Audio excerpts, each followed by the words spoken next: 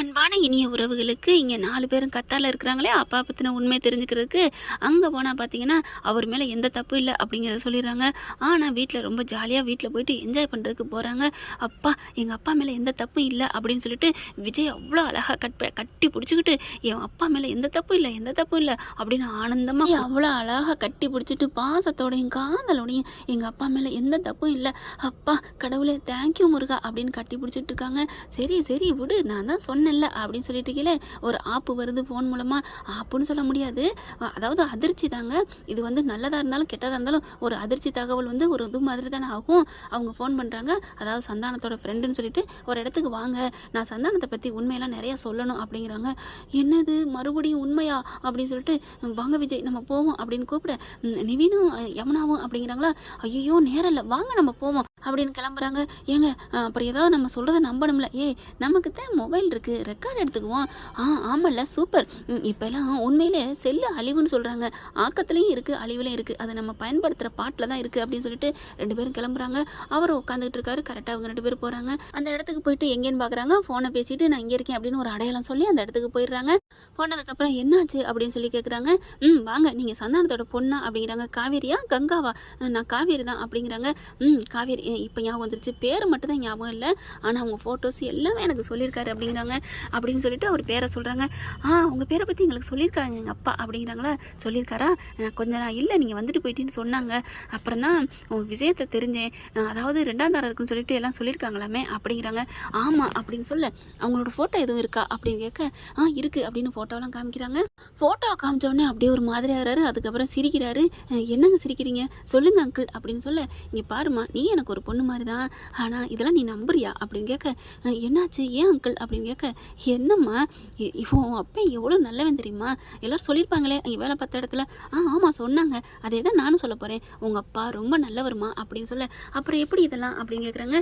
எல்லாம் தெரியுமா, உன் அப்பா என்கிட்ட ஒன்று விடாமல் சொல்லியிருக்காரு, எல்லாமே சொல்லியிருக்காரு. அங்கே வந்து நீ என்னென்ன பண்ண, நீ எப்படி ஜாலி டைப்பு, உங்கள் அக்கா எப்படி டைப்பு, உங்கள் அம்மா எப்படி, உங்கள் பாட்டி, உங்கள் அத்தை நல்லா பட்டுன்னு மனசில் உள்ளதை பேசுவாங்களா, அட ஏன் கேட்குறீங்க, தூள்னு வெடித்தோற அப்படி இருக்கும், அந்த மாதிரி அத்தை பேசும் அப்படின்னு சொல்ல, அதை விட பட்டாசுங்க இவங்க அத்தை அப்படின்னு விஜய் சொல்ல, சரி சரி இருக்கட்டும், எல்லாமே என் சந்தானம் சொல்லியிருக்காப்பா அப்படின்னு சொல்ல, இப்போ என்ன பண்ணுறது, இப்போ எதுக்கு கூப்பிட்டீங்க அப்படிங்கிறாங்க.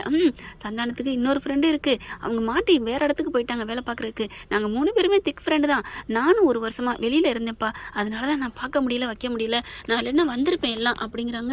என்ன சொல்கிறீங்க? ஆமாம் எனக்கு அடிக்கடி இங்கெல்லாம் மாற்றல் பண்ணுவாங்க ஆஃபீஸ்லேருந்து, அதனால நான் வெளியில் போயிட்டேன், என்னால் ஒன்றும் பண்ண முடியலை, ஆனால் இப்போ தான் எல்லாத்தையும் சொன்னாங்க இந்த மாதிரி வந்தாங்கன்னு, அதனால தான் எனக்கு தெரிஞ்ச உண்மையை சொல்ல வந்தேன்ப்பா அப்படிங்கிறாரு.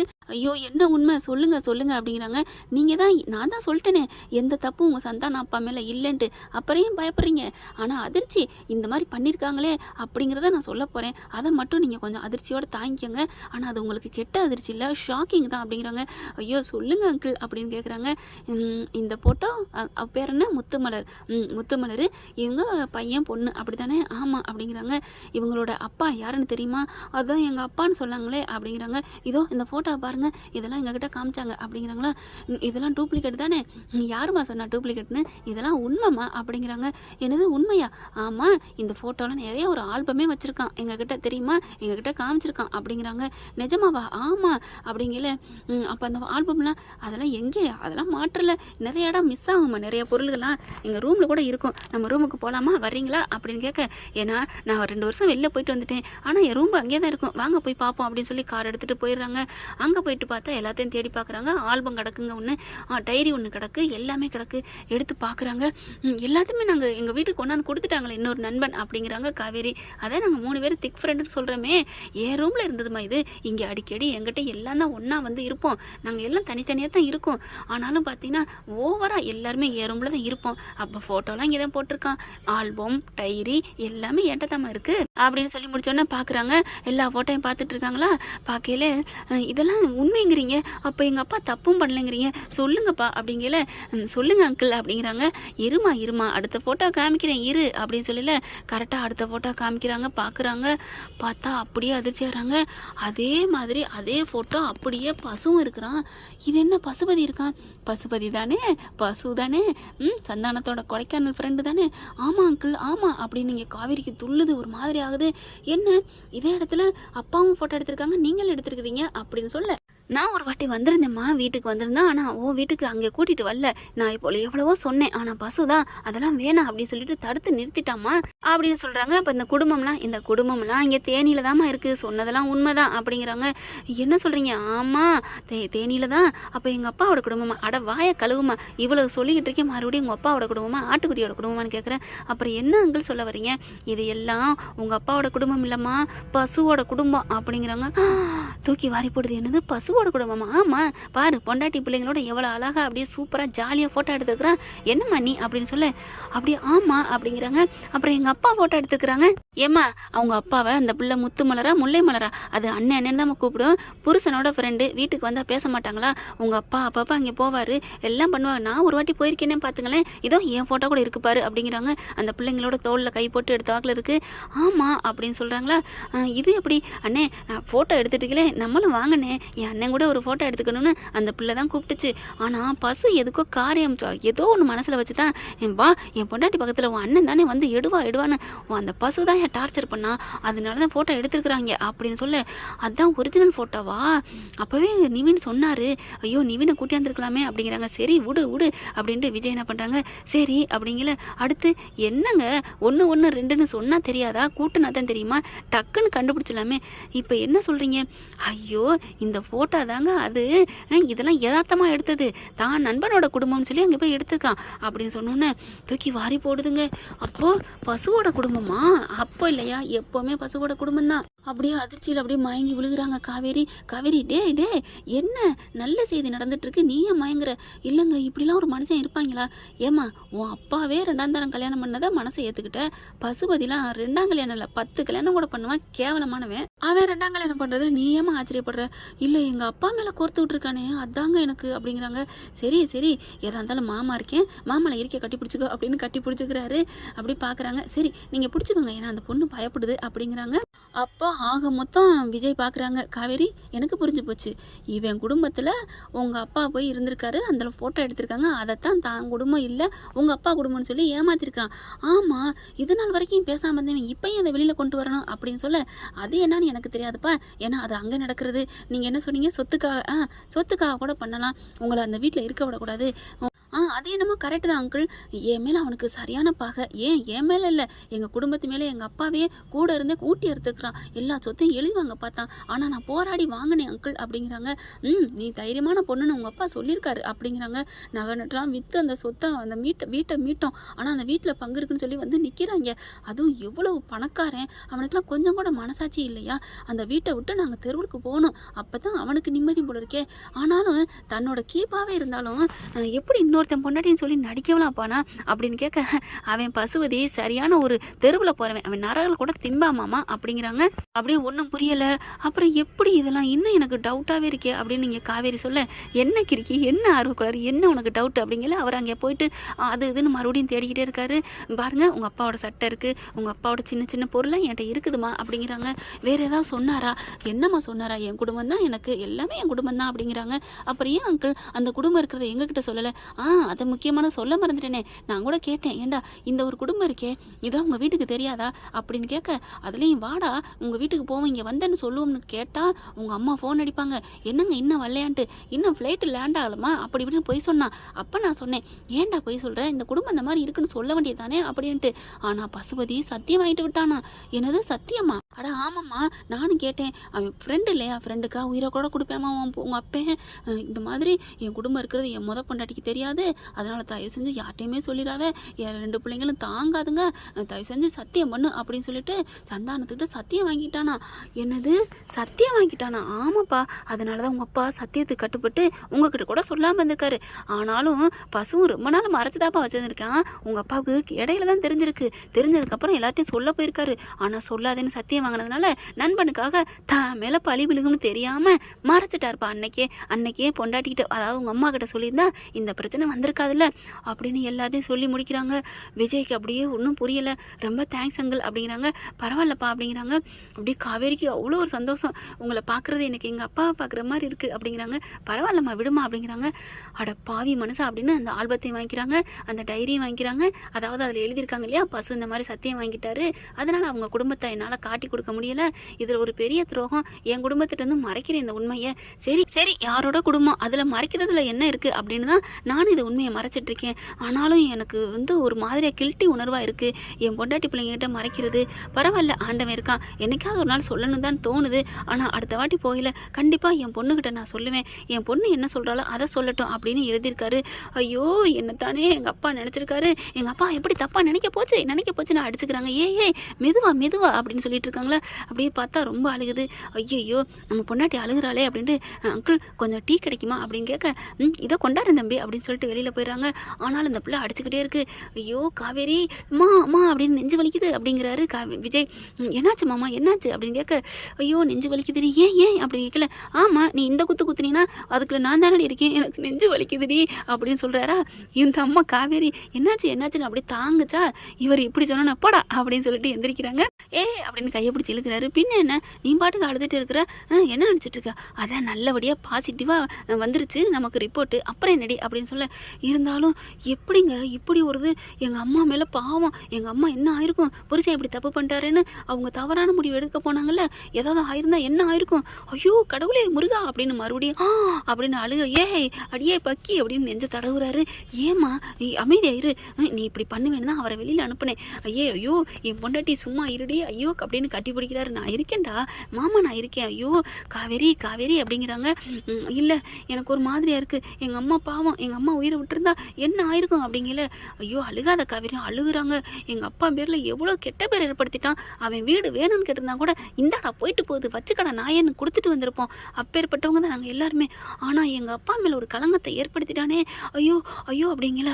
ஐயோ என்ன இவ நெஞ்சு வலிக்கும் போல இருக்கே, ஒரு மாதிரி ஆப்புறாளே, ஹை பைப்பு வந்துட போதே, வயிற்றுல வர குழந்தை வச்சிருக்கா.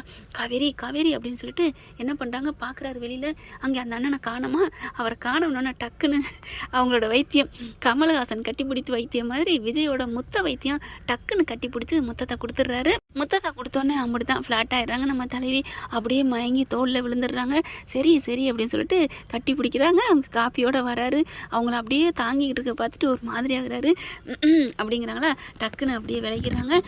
இல்லை அவளுக்கு கொஞ்சம் அதிர்ச்சி ஆயிடுச்சு, பரவாயில்ல இது இயற்கை தான், என் ஒய்ஃபு கூட சின்னதாக அதிர்ச்சி கட்டாலும் இப்படி தான் ஆகும் அப்படிங்கிறாங்களா. அப்படியா இப்படி தான் ஆகுமா, ஆமாம் நீங்கள் என்ன பண்ணுவீங்க வைத்தியம், நான் என்ன பண்ணுவேன் அப்படிலாம் ஒன்றும் ரெடி, என்னடி பண்ணுற ரொம்ப அப்படின்னு 2 திட்டுவேன். அதுக்கப்புறம் சுதாரிச்சுக்கிடுவா. என்னது பொண்டாட்டியை திட்டுவீங்களா, ஆமாம் இதில் என்ன இருக்குது, பொண்டாட்டியெல்லாம் திட்டி தான் அடக்கணும். ஏங்க நீங்களாம் என்னங்க மனுஷன், நமக்காக வாழ்கிறாங்க பொண்டாட்டி, நமக்கு 3 வேளை சமைச்சு போட்டு துணி துவைச்சு பாத்திரம் கழுவி சோப்பு போட்டு மாப்பு போட்டு பிள்ளைங்களை சுமந்து 10 மாதம் வாந்தி எடுத்து அப்படியே மயக்கமாக இருந்து, அதை விட டெலிவரி டயத்தில் வலிக்க பெற்று, அதுக்கப்புறம் பால் கொடுத்து கண்ணு முழிச்சு அது பீமுத்திரம் அள்ளி துணி துவைச்சு அதுகளை படிக்க வச்சு எல்லா வேலையும் பண்ணி வயசுக்கு வந்து அதுகளை கட்டி கொடுத்து கடைசி காலம் வரைக்கும் அப்பா சொல்லையிலே மூச்சு வாங்குதே. அப்பேற்பட்ட பொண்டாட்டிக்கு நம்ம எப்படி இருக்கணும், நீங்கள் அரட்டி உருட்டி இருக்கணும்னு சொல்கிறீங்க, என்ன அங்கிள் நீங்கள் அப்படின்னு சொல்லி ஒரு பெரிய லெக்சரரே தனுஷ் மாதிரி எடுத்து முடிக்கிறாங்க. வாவ் என்னங்க பொண்டாட்டிக்கு இவ்வளோ வேலிடிட்டி இருக்கா, என்னது இவ்வளோ வேலைன்னா அவ்வளோ இருக்குன்னு சொல்லுங்கள், அவ்வளோ மதிப்பு இருக்குது. நம்ம என்னங்க பண்ணுறோம் பதிலுக்கு சொல்லுங்கள், நீங்கள் சொல்லுங்கள் என்ன பண்ணுறீங்க அப்படின்னு விஜய் கேட்க, நம்ம என்ன பண்ணுறோம் சம்பாரிச்சா வந்து பணத்தை கொடுக்குறோம், அந்த ஒன்னோட முடிச்சுக்கிறீங்க அவ்வளோதானே, வேறு ஏதாவது பண்ணுறீங்களா. ஆமாம் இல்லை நான் நினச்சிக்கிட்டு இருந்ததெல்லாம் சம்பாதிச்சு கொடுக்காட்டி இதெல்லாம் என்ன பண்ண முடியும் அப்படின்னு நம்ம நினச்சிட்டு இருக்கோம். நீங்கள் சம்பாதிச்சு வச்சுக்கிடுங்க, நீங்களே மூட்டை கட்டி இருந்தால் சூட் கேஸில் வச்சுக்கோங்க, என்ன பண்ண முடியும், உங்கள் லைஃப் கலர்ஃபுல்லாக மாறுமா, அப்படியே ஒத்த பல்பு எரிஞ்சிட்டு பேசிகிட்டு இருக்க மாதிரி அப்படியே தான் இருக்கும். வாழ்க்கை கலர்ஃபுல்லாக மாறுறதுக்கு பொண்டாட்டி புள்ள குட்டி தாங்க. என்னங்க நீங்கள் இவ்வளோ மட்டமாக பெண்களை பற்றி நினச்சிட்டீங்க? ஐயோ இவ்வளோ இருக்கா? இது தெரியாமல் நான் பொண்டாட்டிட்ட நான் கொடுமைக்காரனா இல்லை விஜய். ஆனாலும் பொண்டாட்டிங்கிறவ நம்ம சொத்தை ஆள்றா, நம்ம சம்பாதிச்சு கொடுக்குறோம், கொட்டுறோம், சொகுசா வீட்டில் உட்காந்து திங்கிறா அப்படி தான் நினச்சிட்டு இருந்தேன். நீங்கள் சொன்னதுக்கப்புறம் தான் தெரியுது இம்புட்டு ஒர்க்கானவளா, இவ்வளோ இருக்குதா நான் அவங்க பொண்டாட்டிமார்களுக்கு. ஆமையா என்னையா நினச்சிட்டு இருக்க? எனக்கு கோவம் வந்துடுது. பெண்களை மதிக்கணும் தெரியுமா? என் வாழ்க்கை எப்படி இருந்துச்சு தெரியுமா? கரடு முடாக இருந்துச்சு. என் பொண்டாட்டி வந்ததுக்கு அப்புறம் தான் திரும்புகிறாரு. காவேரி அப்படியே சேலை மாதிரி நிற்கிறாங்க. காவேரி, டே காவேரி என்ன அப்படிங்கிற சொயின்னு அப்படியே விஜய் மேலே சாயிறாங்க. டே என்னடா என்ன அப்படின்னு பார்க்குறாங்க. மறுபடியும் மயங்கிட்டாங்க, தண்ணி தெளிக்கிறாங்க. என்ன அப்படின்னு கேட்க, மாமா இல்லை நீங்கள் பெண்களை பற்றி இவ்வளோ உயர்வாக வச்சுருக்கீங்களா? டேய் ஆர்வக்குளர், என்னடி என்னை பற்றி நீ என்ன நினச்சிட்ருக்க? நீ எல்லாம் என்னென்னமோ புரிஞ்சுக்கிட்ட மாதிரி பேசுன. எல்லாருக்கும் நல்லவங்களா எப்படி இருக்கீங்கன்னு. அது உண்மைதான். அது பொதுவாக எல்லாருக்கும் தான் புத்தன், இயேசு, காந்தி இவங்களுக்கெல்லாம் வரும் தான். எல்லோரும் நல்லா இருக்கணும், எல்லா பக்கட்டும் நாலா பக்கட்டும் மனசை அலசி ஆராய்ஞ்சு பேசுவாங்க. அது மாதிரி என் புருஷன் இருக்கான்னு நான் நினச்சேன். அதுலேயும் குறிப்பாக பொண்டாட்டிமார்களுக்கு எவ்வளவு முக்கியத்துவம் இருக்குது வாழ்க்கையில். அந்த புருஷன்மார்கள் பொண்டாட்டிக்கு எவ்வளோ தாங்கணும், தடுக்கணும் அப்படிங்கிறத என்ன அழகாக சொல்லிட்டீங்க. இந்த அளவுக்கு உங்கள் மனசில் இருக்கா? நான் இருக்கேனா அப்படின்னு சொல்ல, ஆமாடி என்ன நினச்சிட்ருக்கீங்க? உண்மையில் கண்கண்ட தெய்வம்னா அது உண்மையிலே மனைவி தான் காவேரி அப்படின்னு சொல்ல அப்படியே கட்டி பிடிச்சிக்கிறாங்க. பரவாயில்ல, சந்தானத்தோட மருமையை சூப்பர் அப்படிங்கிறாங்க. அப்படியே பார்க்குறாங்க ரெண்டு பேரும். கண்டிப்பாக நான் ஒரு நாளைக்கு உங்கள் வீட்டுக்கு வரேன், நீங்கள் இப்போ கிளம்புங்க, போயிட்டு சந்தானத்து மேலே எந்த தப்பு இல்லைங்கிறத சொல்லுங்கள் அப்படிங்கிறாங்க. சரி காவேரி கிளம்புவோமா அப்படின்னு கிளம்ப, ரொம்ப தேங்க்ஸ் அங்கிள், நல்ல வேலை நீங்கள் எல்லாத்தையும் கிளியர் கட்டாக கொடுத்துட்டீங்க அப்படிங்கிறாங்க. எதுவாக இருந்தாலும் எனக்கு கால் பண்ணுங்கள், நானும் வரேன். உங்கள் எல்லாரையும் உங்கள் ஊரே பார்க்கணுன்னு ஆசையாக இருக்குது, சந்தானம் வாழ்ந்த வீட்டை பார்க்கணுன்னு ஆசையாக இருக்குப்பா அப்படிங்கிறாங்க. சரி நீங்களும் வரீங்களா அப்படின்னு சொல்ல, வரேனே அப்படின்னு சொல்லிட்டு லீவை சொல்கிறாரு. விஜயோட கிளம்புறாங்க. இங்கே நிவின் இருக்க இடத்துக்கு வந்துடுறாங்க. வந்ததுக்கப்புறம் என்னாச்சு ப்ரோ, நான் வீட்டுக்கு வந்து உங்களை காணோம் அப்படின்னு சொல்கிறாங்க. அதுக்கப்புறம் விஜய் என்ன பண்ணுறாரு, அங்கே நடந்த எல்லாத்தையும் சொல்கிறாரு. சொன்னதுக்கப்புறம் விஜய் என்ன பண்ணுறாங்க, நிஜமாவா அப்படின்னு நிவின் விஜய் கட்டி பிடிச்சிக்கிறாங்க. விஜயை தூக்கிடுறாரு. ஐயோ சூப்பர், அப்போ சாரதா ஆண்டி சந்தோஷப்படுவாங்க, அப்போ அங்கிள் மேலே எந்த தப்பும் இல்லையா அப்படின்னு சொல்லி ரொம்ப ஹாப்பியாகிறாரு. அதுக்கப்புறம் யமுனா நீ வந்து கடைசி பொண்ணு தானே அப்படிங்கிறாங்க. ஆமாம் அங்கிள் அப்படிங்கிறாங்க. எங்கள் அப்பா மேலே எந்த தப்பும் இல்லையா அப்படின்னு லைட்டாக மட்டும் ஒரு சந்தோஷப்படுறாங்க. சந்தானம் சொன்னது சரிதான், பெரிய பொண்ணு மட்டும்தாயா, பெரிய பொண்ணு இல்லை காவேரி மட்டும்தாயா ரொம்ப ஒரு ஆர்வமாக இருக்கும், நல்ல பொண்ணு நல்ல மனசு அப்படிம்பாரு. அது கரெக்டு தான். ஏமா யமுனா உங்கள் அப்பா மேலே எந்த தப்பு இல்லைன்னு சொல்கிறேன், ஒரு சந்தோஷத்தை முகத்தில் காணும் அப்படின்னு கேட்க, இல்லை நான் சந்தோஷத்தை வெளியில் காமிக்க மாட்டேன், ஆனால் உள்ளுக்குள்ளே ரொம்ப சந்தோஷமாக இருக்குது அப்படிங்கிறாங்க. காவேரி எவ்வளோ சந்தோஷப்பட்டு மயங்கி விழுந்தா தெரியுமா? காவேரி அக்கா வந்து கொஞ்சம் வந்து சென்சிட்டிவான ஒரு ஆள் தான், அதனால் அப்படி இருக்கலாம். இருந்தாலும் எனக்கு ரொம்ப சந்தோஷம் அங்கிள், நீங்கள் வர்றது ரொம்ப சந்தோஷம் அப்படிங்கிறாங்க. சரி சரி எல்லோரும் கிளம்புவோமா அப்படிங்கிறாங்க. கிளம்புவோம், எனக்கு ஆர்வமாக இருக்குது, எனக்கு இப்போயே போகணும் அப்படின்னு காவேரி சொல்ல, விஜய் அப்படியே முகத்தை தொங்க போட்டுட்ருக்காரு. என்ன பாஸ் என்னாச்சு அப்படிங்கிறாங்க. அக்கா நான் போய் துணிமெல்லாம் பேக்கப் பண்ணிட்டு வரேன்னு கிளம்புறாங்க. அவர் அங்கேயே உட்காந்துடுறாரு. உள்ளுக்க வாங்க என்னாச்சு அப்படின்னு வெளியே உள்ளுக்க போகிறாங்க. துணிமெல்லாம் பேக்கப் பண்ணணும் அப்படின்னு காவேரிக்கு அப்படியே அப்படியே ஹம்மிங் பண்ணிவிட்டு அப்படியே ட்ரெஸ் எல்லாம் எடுக்கிறாங்க. விஜய் மட்டும் அப்படியே உட்காந்துட்டு இருக்காரு. காவேரி பார்க்குறாங்க. என்ன பாஸ் என்னாச்சு என்னாச்சு அப்படின்னு அப்படியே விஜய் பக்கத்தில் வந்து நிற்கிறாங்க. நின்றுக்கிட்டு அப்படியே தன்னோட அப்படியே அணைச்சிக்கிறாங்க. அவங்க விஜயோட முகம் அப்படியே காவேரி வயிற்றோட நெஞ்சோட ஒட்டிக்கிட்டு இருக்கு. என்ன மாமா என்ன அப்படின்னு கேட்க, ஒன்றும் இல்லை காவேரி, என்னங்க என்னை விட சந்தோஷப்பட்டீங்க, முகையும் வாடி போச்சு அப்படின்னு கேட்க, ஒன்றும் இல்லை நீ துணிமணிலாம் பேக்கப் பண்ணு, ஊருக்கு போவோம், டிக்கெட்டை கேன்சல் பண்ணுவோம் அப்படின்னோடனே, அவனே டிக்கெட்டு கேன்சல் பண்ணோன்னே கோவம் வருதா, நம்ம 2 நாள் கழித்து போகலான் இருந்தோம், என்னடா அது அப்படின்னு தானே நினைக்கிறீங்க? இல்லை காவேரி, டே என் புருஷனை பற்றி எனக்கு தெரியாதா? இல்லை காவேரி, இந்த உண்மையெல்லாம் இந்த அங்கிள் இன்னும் 2 நாள் கழித்து சொல்லியிருந்துருக்கலாம்ல அப்படிங்கல. ஏன்டா 2 நாள் நல்லா ஜாலியாக சுற்றி பார்த்துட்டு இருந்திருப்போம்ல, என்னங்க அப்படின்னு சொல்லிட்டு அப்படிலாம் நினைக்காதீங்க. இப்போ எங்கே போகுது, வீட்டுக்கு போகிறோம், எல்லாத்தையும் நிரூபிக்கிறோம், குடும்பத்தோட நோ குடும்பத்தோடு இல்லை, எல்லாத்தையும் கட் பண்ணிவிட்டு நம்ம மட்டும் சிங்கப்பூர் போகிறோம் ஓகேவா அப்படின்னு சொல்ல, நிஜமாவா அப்படின்னு விஜய் சொல்ல, ஆமாம் எல்லாரையுமே கூட்டிகிட்டு போவோம் அப்படின்னு கேட்க, எல்லாரையுமா என்னம்மாம்மா எல்லாரையும் கூட்டிகிட்டு போனால் சங்கடமாக இருக்காது? என்னது சங்கட்டமா எனக்கா? ஆமாம்மா உங்களுக்காவது சங்கடம் இருக்கக்கூடாது, 400 பேர் இருந்தாலும் சரி, அதுக்கு நடுவில் வந்து பொண்டாட்டியை கட்டி பிடிச்சி முத்தம் கொடுக்குற ஆளாச்சே என் புருஷன், இல்லை என்னோட நவரச நாயகன் அப்படின்னு சொல்ல, என் பொண்டாட்டி தெரிஞ்சுக்கிட்டா ஓகே தான் அப்படின்னு உதட்ட பிடிச்சிக்கல சொல்கிறாங்க. சரி சரி வாங்க ஊருக்கு போக அப்படிங்கிறாங்க. ஊருக்கு போகிறோம், எல்லாத்தையும் முடிக்கிறோம். அதுக்கப்புறம் வெளியூர் கிளம்புறோம். காவேரி மனசில் இருக்கட்டும், மாமாவை ஏமாத்திடக்கூடாது. நானே அதாண்டா சொல்லணும்னு ஆசைப்பட்டேன். நீங்கள் எதுவும் என்னை திட்டுவீங்கன்னு தான் நான் இப்படி நடந்துக்கிட்டேன். இப்போ நீங்கள் சொல்லுங்கள், ப்ரோக்ராமை கேன்சல் பண்ணுவோம். இன்றைக்கி 2 நாளைக்கு நல்லா சுற்றி பார்த்துட்டு அப்புறமா போவோம். என் புருஷனை விட எனக்கு இந்த உலகத்தில் எதுவும் தேவையில்லை. நான் வெளியில் இப்போயே போகிறேன் அங்கிள் அப்படின்னு சொல்லல. வேணாண்டி அப்படின்னு இழுத்து பிடிச்சி அப்படியே டக்குன்னு திரும்புகிறாங்க. 2 பேரும் அணைச்சிக்கிறாங்க. ஓகே ஃப்ரெண்ட், பார்க்கலாம் என்ன நடக்க போகுதுன்னு. இந்த பதிவு உங்களுக்கு பிடிச்சிருந்துச்சுன்னா உங்கள் பொண்ணான கையில் ஒரு லைக்கை போட்டு சப்ஸ்கிரைப் பண்ணிடுங்க. Thank you friends.